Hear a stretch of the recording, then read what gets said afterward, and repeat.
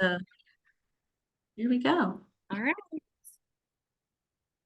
All right. I think we're recording. Yes. So I'm so glad to meet with you today.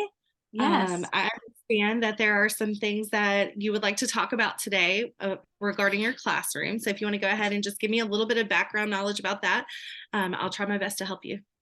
Okay, wonderful. Yeah, so I do teach third grade, and this is my second year in third grade. However, we've gotten a new math curriculum this year, and it's Eureka math, and so I like it. It's a lot of workbook, a lot of work pages, and I'm struggling to keep up with the data that I'm collecting with the exit tickets that we're supposed to do in every module. I find that, it's a lot of worksheets to grade. It's hard to keep up with. It's hard to analyze. And not even with math, with ELA as well, we do ARC, which is a reading program, and it doesn't give us a lot of formative data. And so I'm struggling with creating, data-driven small groups in my class. And so I was just wondering if you have like any ideas for how to, get, not so much data in math, but also to get more data in ELA. I know it's kind of both subjects in different manners, but Okay. All right. So you want to start with math sure. first? Okay. Yeah. All right. So what is how many assessments are you taking with that with the exit tickets? Well, technically in the module, there's an exit ticket for every single lesson. So every day there's an exit ticket for every lesson. So let's see, I have 26 students, 26 times 5. That's a lot of exit tickets to grade in one week. Yeah. And then I get confused as to what is the most vital information to actually look at and what is, something that I can kind of overlook or like, not take as serious data. Right. Okay. So, yeah, I definitely think you need to condense down the amount. Maybe Mhm. make it a little, maybe you could combine some even. So that way it's only maybe every other day that they're getting it, or even once a week. Maybe you could incorporate like maybe not so much as a quiz, but just to see how they're doing at the end of the week or at the end of the unit. Maybe you could incorporate those or midway through. Have you incorporated anything like that yet? I have not. I have thought about, looking through and like ahead in my plans and looking through the module for that week and looking at all the exit tickets to see if any of them are super similar, if I can do one versus both, or if I can, on Fridays, like you suggested, do almost like a quiz where I take maybe 2 or 3 of them from the week and assess at the end of the week over all of the skills we've learned. I mean, I've thought about doing it that way. It's just, my district's also really strict about wanting to follow Eureka with fidelity. And I would hate to, feel like I'm not doing it with fidelity if I'm not doing every exit ticket every day, like the modules are supposed to be. Have you thought about maybe taking and putting them on Google Drive or not on Google Drive, but Google Classroom and making it maybe digital? Because, at the end of the year, they're going to have to take Mhm. GMAS on online anyway. So maybe it would be good practice for them to go ahead and start that. Because I know for myself, for my own child, even when he was in third grade, he would say that it was really hard to do it on the paper and then transfer that information to the computer. Mhm. That's very true. I've actually not thought of doing that. We don't have Google Classroom. We actually got rid of it this year, but I could possibly look at turning some of the questions into like a Google form or a Microsoft form. So that way, I mean, that also grades it for me. That would definitely help decrease some of the time that I'm having to put into grading all of these by hand. So that's definitely a great idea that I'll look into doing. Okay. All right. So maybe making a Google form would help eliminate some of the grading. Hmm. Okay. All right. So do you feel a little comfortable with that? Do you Yes, I think, think that's a good idea that I can also bring up to my team and we can discuss it as well.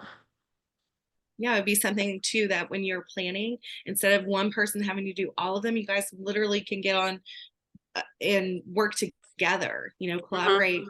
with what's the most important thing that these children need in order to pass.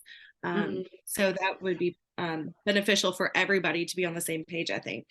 Yes, I would agree. All right, so let's talk about reading then. Okay.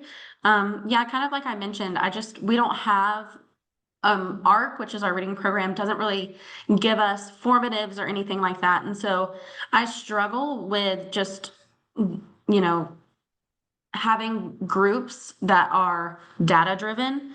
I do it based off of their reading levels, but I would like to work more on like figuring out how to best make sure that each person in the small group is meant for that small group and it's not too challenging for them or it's not too easy for them, because that's just been really hard for me. So I don't know if you have any advice on how to, before every unit, maybe it be like a pre-assessment or something like that to guide my small groups that will also help with their reading test. Okay, so um, how are your reading tests formed? Like, are they a random skill? Are they standards based? Are they skill based? What do those look like? They are standards-based assessments. However, our district doesn't give them to us. We create whatever standards-based assessment that we want to. So that's another challenge is a lot of times we don't typically know what our end of grade assess or like our end of unit assessment's going to be when we first start planning. So I guess that in itself, now that I'm talking about it, could be something that we work on as, finding that assessment first, so that way then we can maybe make a pre-assessment out of it, or it can definitely drive some of our small groups a little bit more than it currently is. Yeah, I think definitely looking at that end, where do I want my students to end, is definitely going to be beneficial for you guys. So you're able to know how, a clear path along the Mhm. way. For sure. Yes. I think that would be helpful. Um, so at your small group, what are you using for that instruction? Well, that's something that I'm not super proud of probably is I tend to get online books typically because we don't have a book room at my school either.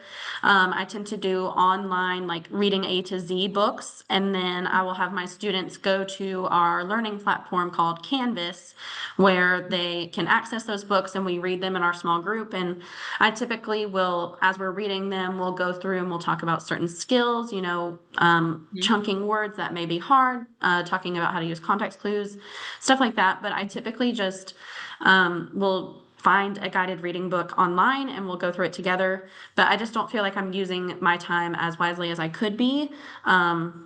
By doing that, and it would be easier if we had a book room or if we had, like guided skills Yeah. instruction, but we really don't. So yeah, that's really kind of what it looks like.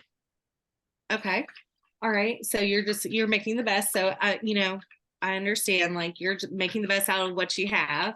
Hmm. Uh, so do you have like a curriculum map or anything that you follow, like that is skill based or standards based? We do, yeah. We've made one as a team. We've made a curriculum map. It's based off of what they suggest in our county, Mhm. but it's not the county's curriculum map. Okay. So you guys have those standards. So that's definitely, I think you definitely need to start with those assessments first. Hmm. So, talking with the team, let's go ahead, let's decide on where we want them to end. Let's look at the standards. Let's decide what they need to know. And then being able to guide your instruction from there, I think, is going to set you up for success. Hmm. So being able to know what you need to work on each week, and those books are completely fine to use. I think being able to use that as your resource, and then say the skills that you need to work on, um, I think that will help set you up more for success as well. Okay, yeah, I would agree. I never really thought about it that way until we started like actually talking. That we Mhm. don't really have assessments to look at, because I do like the backward design idea of looking at the end result to figure out what you want to do to get there.